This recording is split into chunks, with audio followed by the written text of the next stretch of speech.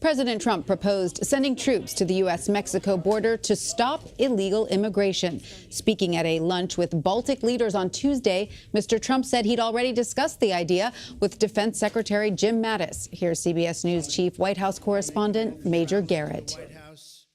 The National Guard has received no notice to deploy to the border, and the Department of Homeland Security is referring all questions to the White House.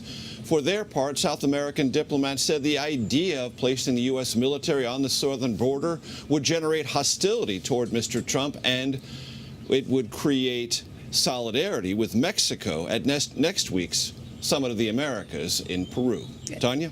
And Major, how is Mexico in particular responding to the president's proposal? Well, like a lot of people in the United States Congress, Mexico is trying to figure out exactly what the president means by putting the military on the U.S. border.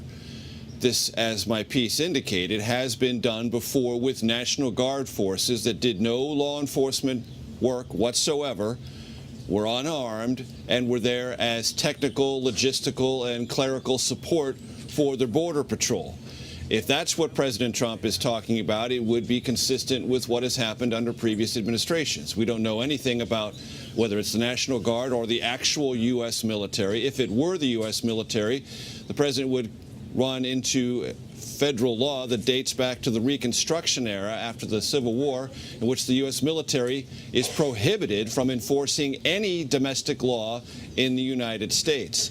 So we still don't know what the president's talking about, what he means by the military, and what any military forces, National Guard or otherwise, would do.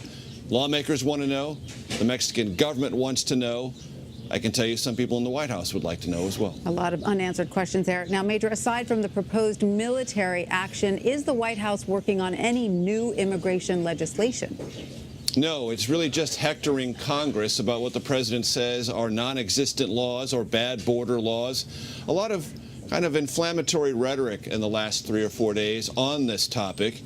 Back in February, you may recall, the Senate had a week-long debate on various immigration policies. The president's most favored piece of legislation attracted 39 votes. A bipartisan bill, which this White House threatened to veto, attracted 54 votes. Now, why do I bring that up? Well, this weekend, as the president was railing about various inequities in U.S. immigration law, he urged Senate Republicans to use a simple 51-vote majority to pass new laws. Well, even by that simple 51-vote majority, his legislation, which got 39 votes, wouldn't have a chance of passing.